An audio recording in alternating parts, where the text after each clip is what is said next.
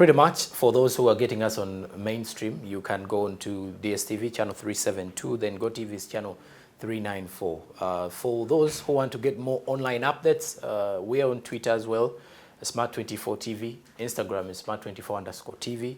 The website is www.smart24.tv/news for both local and international news updates. Then the YouTube channel is Smart24 TV Live. Please do remember to subscribe, where you can get repeats and reruns of programs, different and various programs, including this very one of the Policon, where we dig deeper in analyzing the political and economic challenges, or as well as discussions that will impact your life in one way or the other. And trust me, this one impacts a lot of the social and economical perspective of business. For example, when you look at the fact that many businesses in Uganda today survive on electricity, because some of them actually stretch even in the night. There are those who actually survive or do every little thing being powered by power. So once you don't have it, then you have issues, or you're incurring losses, or it's lost productivity for a day or a week. And our topic today is rotating around how our local leaders will definitely step up the fight, or how they can engage in the fight against electricity infrastructure vandalism. In the first half of the show, we were looking at steadily how it is impacting onto the economy for almost everybody who is part of the value chain. And now we are looking at how we are going to step it up. Not only looking at our leaders or the policymakers, but also we as the consumers, the wananchi, the SMEs, everyone who consumes electricity. I'm still with Mr. Peter Kauju, who is the head communications and marketing at Wumeme. And so, Mr. Kauju, if we're to look at the fight, should we start with mindset? Because mindset change. Because you did mention earlier that you do realize that even when you're moving in around the country, it's not only electricity infrastructure that is being vandalized. Yeah. People will vandalize signposts, or they will actually steal manhole covers, try to sell them somewhere. There was a time where Ugandans were around Namuongo used to steal the rails. Yeah. So it was a lot to do with, I believe it was another fight back then. Do you believe it's a mindset change that we need to start with in our communities? Yeah, I think we just need to continue nurturing the sense of being accountable. Okay. You know, not just at the level of leaders, but it starts with you as an individual. Yes, I am a taxpayer. I demand services from this government. When government delivers on these services, what is my role as an individual?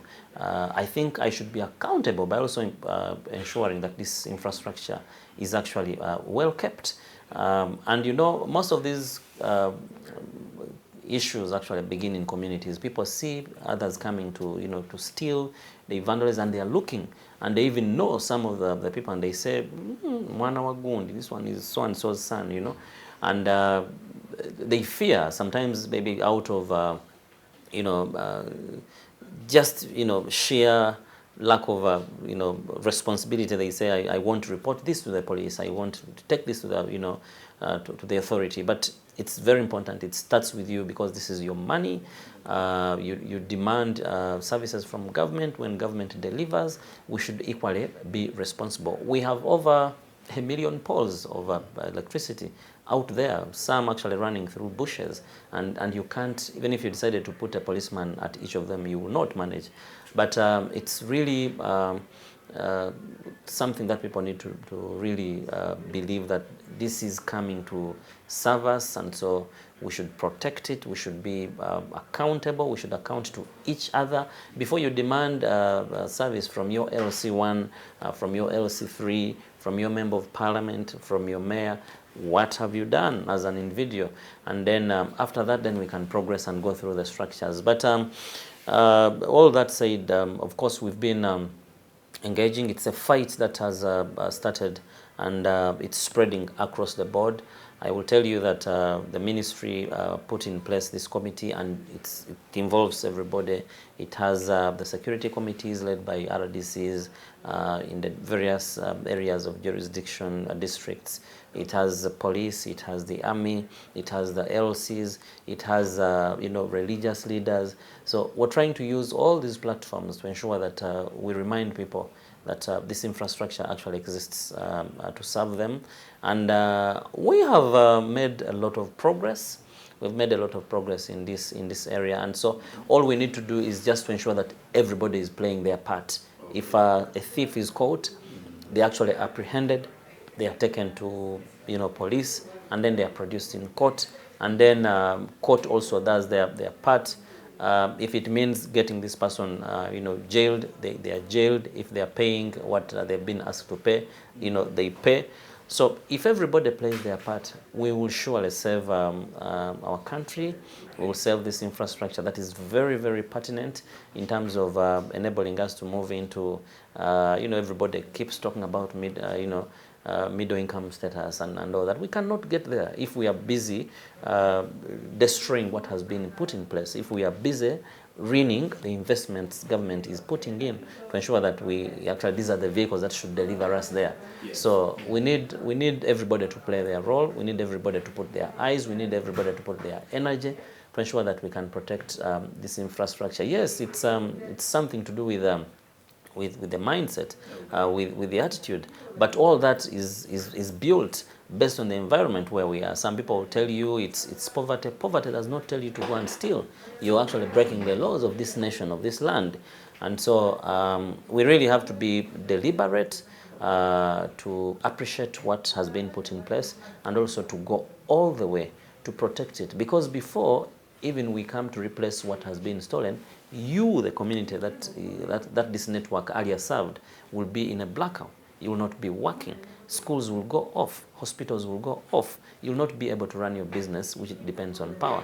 So it is again incumbent on us as the communities to ensure that we actually protect what is in place, because we are the biggest beneficiaries before any other third party is coming on board. Okay. Now, by the look of things, do you think local leaders should be really the ones now to step up here? Because if we're to look about mindset change aside, I do believe now our local leaders, for example, now in the rural areas, one of the biggest arguments here is that you may find out that most of our people in there may not have a lot of interest in this electricity infrastructure.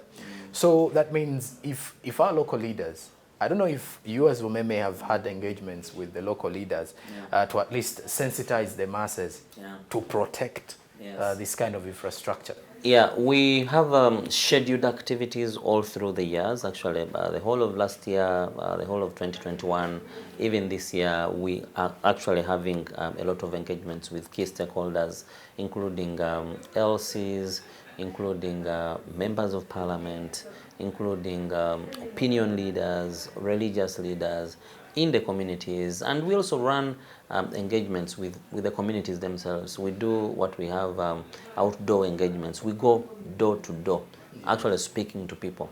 And the other thing that people forget is that we actually lose lives. We've lost people who try to actually vandalize these networks. The one in Mukono in November last year actually killed one of the vandals. It collapsed and landed on one of them. That person never left. Oh. Yes, that person never left there. And then there are also others that hook themselves onto the network illegally. And we lost another life in Kayunga because of somebody who was actually accessing the transformer. We don't know for what reason they were actually going up there. They were also killed up there. And then there are other innocent lives that actually there's also a trending video in Barara recently. Yes. Of a gentleman who was on... Yes, there's I think the gentleman ran amok, and the community was very vigilant. They saw him going up and they were quick. They were very quick to alert our teams, and so were able to switch off. Immediately before he could how he was there for that long and nothing really happened to him. Yeah, before he could get to the cables. So we've actually sent out alerts and sent out bells and say, people, you are not supposed to access any electricity network near you. Okay. And so it is actually illegal for anybody who is not authorized to come closer and do any activity on that. So that gentleman in Barara was just lucky that day, and so he was picked and then of course taken to check him mentally, but it's also possible that he could have had some mental challenges, but we've told the public that safety comes first, and for us that's what we front actually, because we know we deal in a very, very dangerous service, which is electricity. And so we've been telling people and reminding them, don't come anywhere closer. But you go to some villages, especially it's been common in Eastern and Bugisu, Kapchora, part of Palisa, where people actually hook themselves onto the network. They use very thin, tiny cables, wires, and they connect themselves, and they run those cables for many, many meters and kilometers. And somebody who didn't know that there was actually a cable there, they end up stepping on it, and then their fatality is registered.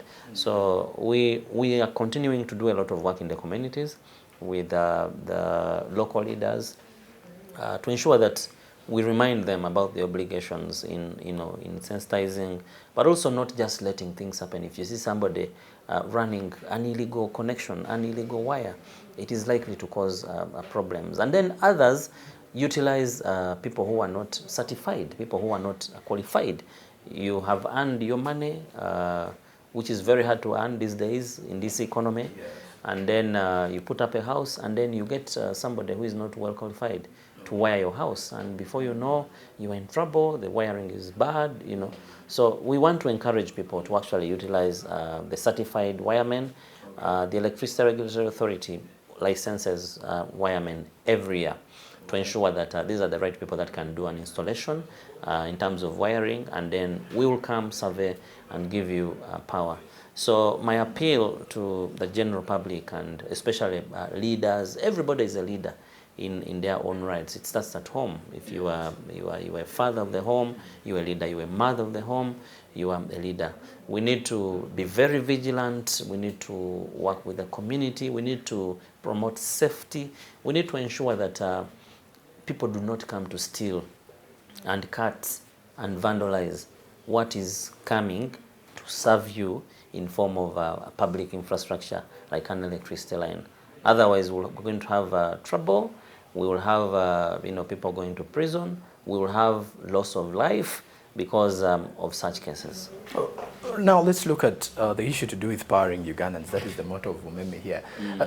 By the look of things, some of the Ugandans are very critical about Umeme.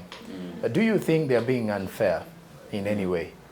Because according to how fast the communications team does respond to most of these claims on social media every little time that things occur, how do you step up? How do you deal with this kind of criticism from society as the company? Yeah, we are a very positive minded business.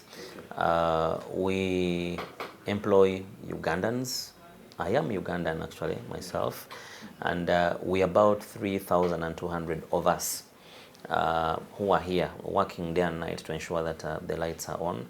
We have over 6,000 other Ugandans who we employ again through third parties like contractors and all that.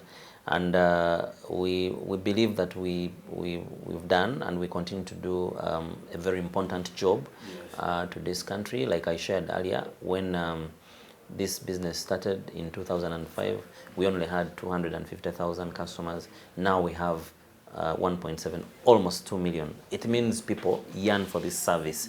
And so we know that Ugandans need electricity, and so we are obligated, we have an obligation as Umeme through the agreements that were signed to ensure that we actually deliver reliable and safe power to the hands of Ugandans. So sometimes such feedback will come through, but it doesn't discourage us, and possibly it is room for us to improve. Maybe somebody is actually indicating to you that there is a problem here. So then you have to listen in, go to the ground and appreciate what the challenge is so that you can go and attend to the problem. Yes, at times, like I shared earlier, somebody will not know that maybe it's a problem coming from where the power comes, generation, maybe it's transmission. Like we have had challenges recently in Tororo where the substation went down because of a challenge at the substation, the UETCL substation, which supplies us. And we had to go down to explain to them, look, this is where the problem is. So sometimes, naturally, even myself, when there is a problem, maybe some people are actually quick, but why is the power off? They will not really get to appreciate why it has gone off. But in most cases, when we explain, when we go to the ground, when we engage with them, when we listen, they actually get to appreciate that yes, yes, there was a problem here, and we are happy that it was resolved. So feedback is very good for any utility like us, and utilities, of course, are known to receive such feedback. But we take it very positively, and where there is need for us to improve, we always go for it so that we can make good for the good of our of service to our customers. So we speak to people on a daily basis. We go to them, we listen to them. Even right now, after this show, I am actually going to the field to ensure that we address some service challenges, and that's why we have put up so many channels, so many platforms. We know that you may not physically, come to us running all the time, but you can reach us instantly through your phone. We've digitized all our services. If you want to apply for a connection, you can actually apply online through your phone. If there's a fault in your area, you actually have to do it. I've just been solving a fault, a challenge in Natete of a broken wire and all that. And so all the services have actually been automated and put in the hands of the customer. So that helps in terms of bring about efficiency, speed, safety, and addressing the challenges that may come. So really, when somebody gives you negative feedback, please take it as feedback, listen to them. Yes, listen to them. It might be a problem that you need to solve and can save a life. But by the look of things, I haven't even asked how the issues you're having with some of these big businesses. Yes. Because I remember in one of the engagements that the Ministry of Energy was having, the minister was not really happy with most of the with the large manufacturers, with the way they handle electricity and how they go outside, like how they go away from the fact that they have to pay. Now this takes us to electricity theft. That kind of issue, I don't know, where does this leave you as Umeme? And how have you been able to deal with it? Theft is a problem in our communities. I mean, you find people stealing things from others. They steal cows, they steal goats, they steal, so electricity is not spared. We also find some people trying to cheat and be wise in a way, but now systems are changing. Systems are changing. Of course, with automation, we'll be able to detect that somewhere, somehow, we see Khan in his location, his consumption point, trying to, to be funny. But again, it points to a very big thing in our community, which is a matter to do with integrity. We should really be genuine in everything that we do. I mean, you can't be safe, especially if you're trying to steal from a hand that should be feeding you. It is from such services that government is actually able to also provide. From the taxes that government earns out of consumption of electricity, that's where we are able to expand and maybe also build roads and all that. So it's a big challenge, but again, we continue to engage. I mean, where there is communication, there is big hope. In most cases where there is a communication breakdown, that's when you expect a lot of problems. But we've been engaging with manufacturers, we've been engaging with communities, and of course with digitization and evolvement of the sector. That's why now we no longer visit you to read your meter, because because we have put this on your phone. You plan your power, How much you use it? Yes, and you plan for it, and then that's what you load, so that we only visit you possibly when there is a fault. Yes. As opposed to what used to happen those days, because we would send people to read the meter, then you would come to the office to pay your bills, then if you had been disconnected, then we would return possibly after 2 weeks to come and reconnect. So technology has played a very key role, and we continue to rely on it to ensure that there is efficiency and continued service delivery. But in terms of those that are stealing, those that are hooking on them. It's very risky business where we stand right now. And you can do genuine business, even when you're earning little, but you do something genuine and your heart is resting at peace, knowing that I'm doing the right thing and I demand accountability of the service, of the money that I have paid, so I should get a good service. All right. Now, lastly, I want us to talk about the tariffs. Yes. When we engage with, or the discussions we normally have with members of parliament, when it comes to the electricity tariffs, Yes.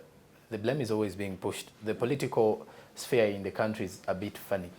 The policymakers themselves will say the government, and then some of us will be asking ourselves questions now, who is government at the end of the day? So, by the look of things, how have you been able, because the challenges some businesses say, the tariffs are too high, making the cost of doing business really high for them.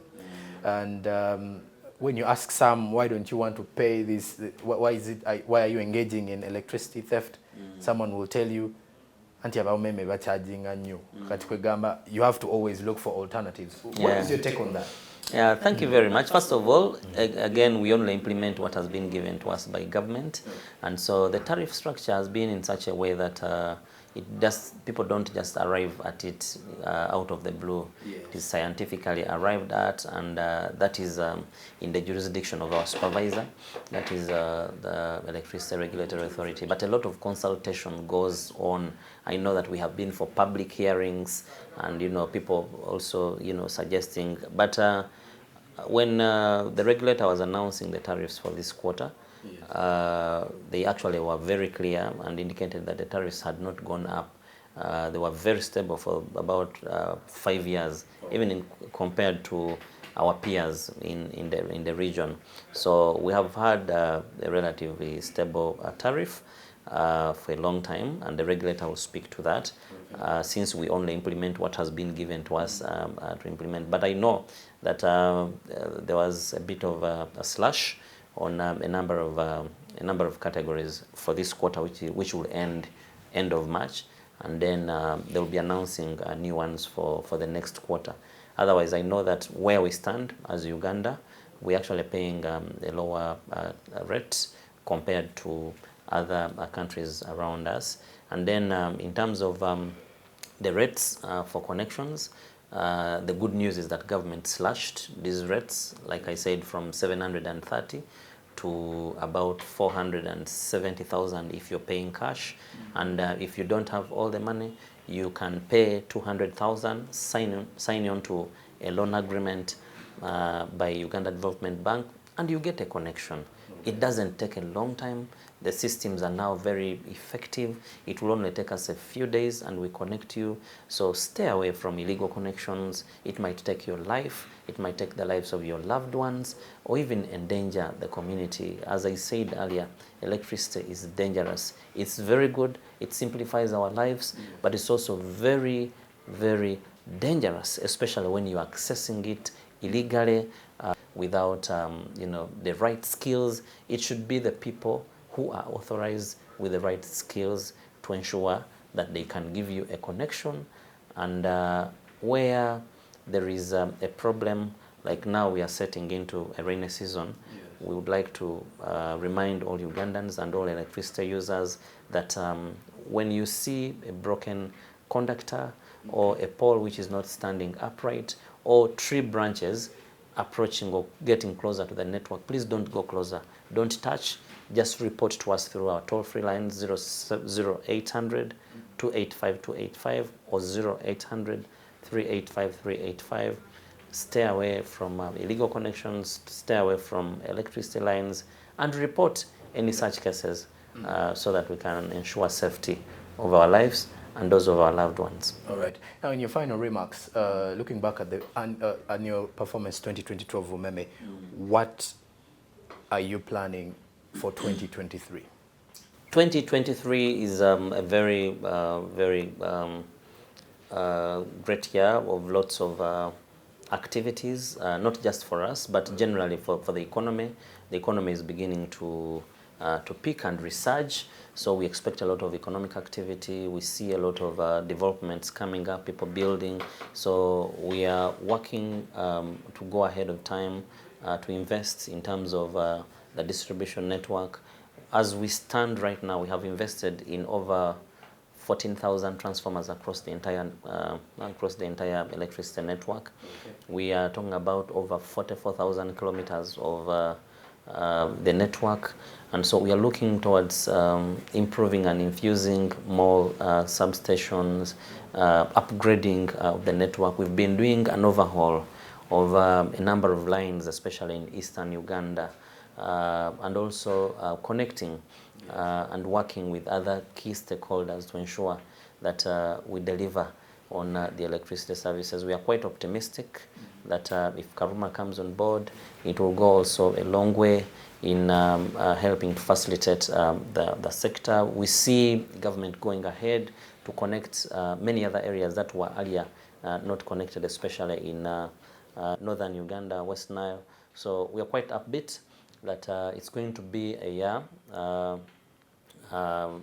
where many people will be connected. Like I said, we are looking forward to connecting up to crossing actually the 2 million mark in terms of customers on the national grid, and we are quite very optimistic because there are many other programs that are coming up, especially to increase access to the national grid, and we are looking forward to a very bright and prosperous year 2023. All right. Many thanks for that particular insightful conversation. And for the viewers out there, I do wish to say a goodbye and a happy fresh new week to all of you who have been with us from where we started here on the Policon.